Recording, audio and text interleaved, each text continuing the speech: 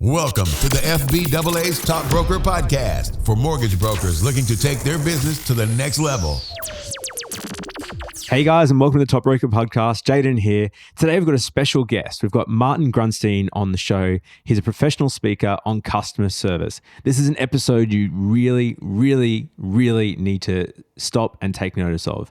Martin's worked with over 500 Australian companies in over 100 industries, which has made him one of our country's actually most in-demand speakers on outstanding customer service. And I can personally vouch for that.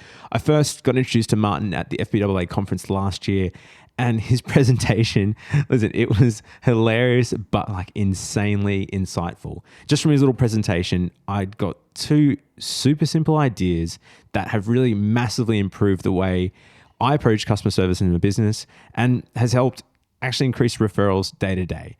And we're going to cover a couple of those in today's episode. We're going to go through why customer experience and service is important, and it's not going to be for the reason that you think. We're going to talk about how brokers can differentiate themselves.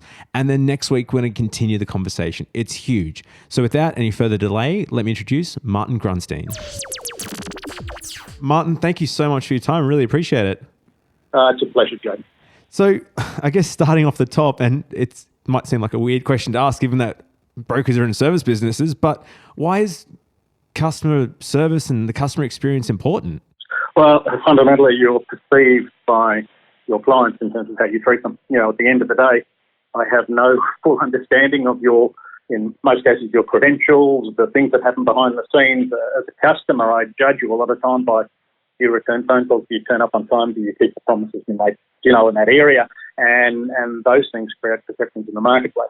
I find it quite amazing if you're looking at the transaction of the property, you're dealing with real estate agents who are not the best perceptions to customer service. Lawyers are difficult to deal with. The mortgage broker should be an oasis in that bunch of people. And most times they are, but sometimes they're not. Well, I feel like it's always the small things that we kind of forget because we're dealing with it every day. Even, making certain promises and then not keeping them or just getting busy, it's easy to get overwhelmed. I remember a story you were talking about some travel agents you dealt with. And I think this is a good way to sort of paint the picture for brokers on some of the little things we're doing that can actually not make for a good customer experience or also like destroy the trust that we're trying to build with these people. Could you share that one? Yeah, absolutely. Look, I've been married 30 years, but when I did my travel agent before the old internet days, we got engaged in February and we were only getting married in November. So I went to a travel agent and said, look, there's no time pressure, but can you knock me together an itinerary for Hawaii, West Coast, or something like that? And the travel agent said, I'll get back to you Friday. And I said, no, look, I don't need it Friday. It's not that urgent. No, I'll get back to you Friday. Anyway, I didn't hear from her on Friday. And I sort of decided, if they can't keep a basic promise of getting a delivery, an itinerary to one time, how can I trust them with my international travel? And I went to another travel agent.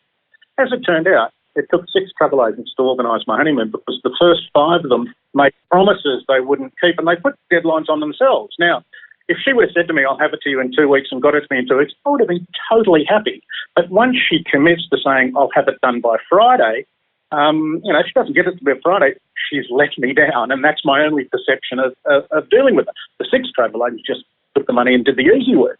And I think it's very similar, in broking. This is how I judge you. At the end of the day, if a broker says, I'll come back to you after I've dealt with the lenders and I'll come back to you by Monday, well, I'd rather you promise 2 weeks and come back in a week and a half than promise 3 days and get back in 4. And I think there's a lot of time brokers make promises and people that think, and I appreciate sometimes the lenders that let you down and not getting the information from the client and these things let you down. But at the end of the day, my relationship is with the broker.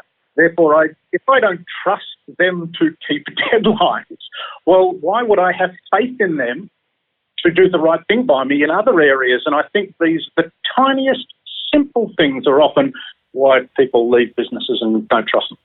It's so true, yeah, because it's something that I really try and drill into our staff here because, obviously everyone wants to do a great job and look after people and get back to them as soon as they can, but so many times they'll submit an application and say, yep, the bank will approve it or will be assessed in 2 days, when, the SLA might be 3 days or 4 days, and they're just trying to do it as quick as they can. They know it can be done in 2 days, but probably won't be. But you're right, you're better off actually telling someone, hey, it's going to be a week and a half. And then if you get back to them in a week or under a week or you've sort of, the horse already bolts to that point, because you're right. Then all these little things sort of build up in the back of your mind. And you don't know, can I trust them really? It might be the bank, but how do I know what the next thing they're saying isn't going to be not right? So that's huge. And I guess, it's all about us being able to manage it too. Well, one of the things I try to get across at the conference, brokers are not selling a home loan, they're selling stress management. Their job is to take stress away from the client throughout that whole process to the best of their ability. So that's one less thing they have to worry about in what can be a stressful time for them. And stress in the client's mind is worrying about what's going on. So if you promise me something by Friday and I don't hear it by Friday, well, I start to worry. Yeah, you're freaking out. Yeah. So in a bad situation, and this is what any of the travel agents could have done, if they knew they weren't going to meet the deadline, ring me the day before and say, look, I haven't heard from so-and-so, didn't want you to worry, I'll be able to get to you in 2 days. I may not have been happy with that, but I respect that a lot more than someone who just lets the deadline pass and then I have to ring them and I don't believe them when they tell me they were going to come back to me. And this doesn't just apply to broking or travel, it applies to any service industry. But I think if the brokers understand that they are managing the stress of the client rather than organising a transactional loan, the whole scope is different in what they do. Your job is to take the worry away from me as a client. Otherwise, I go to the bank, because if I'm going to worry, I might as well deal direct, Yeah, that's so many good points there, Martin. That's awesome. Well, and I guess down that similar vein, how can brokers differentiate themselves from the banks?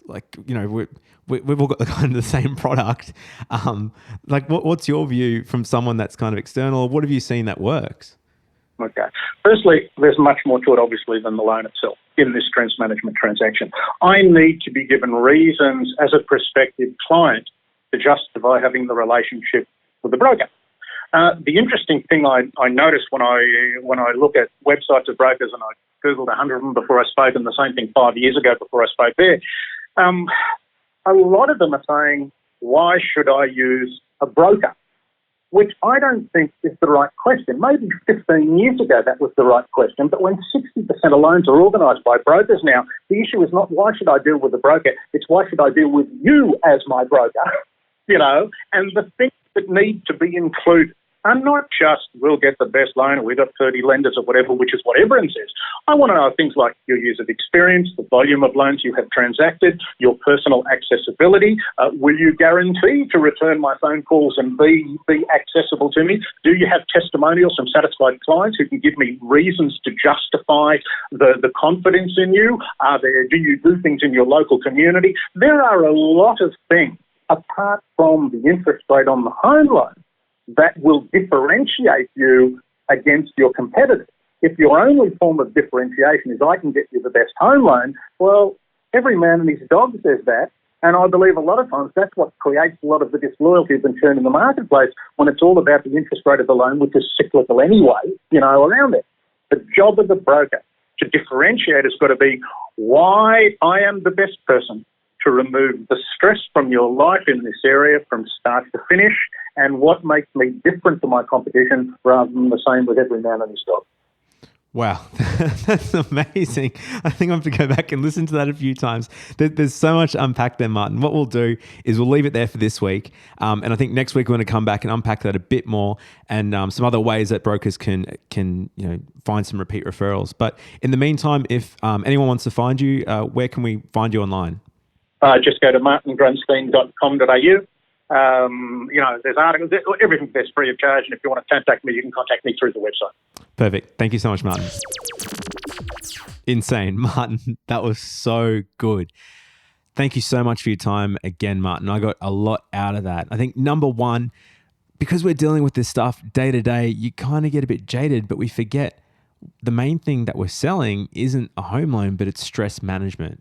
So how often are we, and I've made the mistake before, and I'm sure you guys have too, over-promised and under-delivered to customers. It comes back to we're the ones controlling the perception of the customers and the time frame expectations. So like Martin's travel agent, are we telling our customers something that just isn't achievable, and are we better off just sort of tempering that? So I guess coming back to it, it's about stress management. How are we helping them get through the process and that piece? And then, looking at how we try and differentiate ourselves. Some huge stuff there. And we've got much more to go through next week. So next week, we're going to cover how brokers can actually get way more referrals and Martin's November 27th technique. You're going to love it.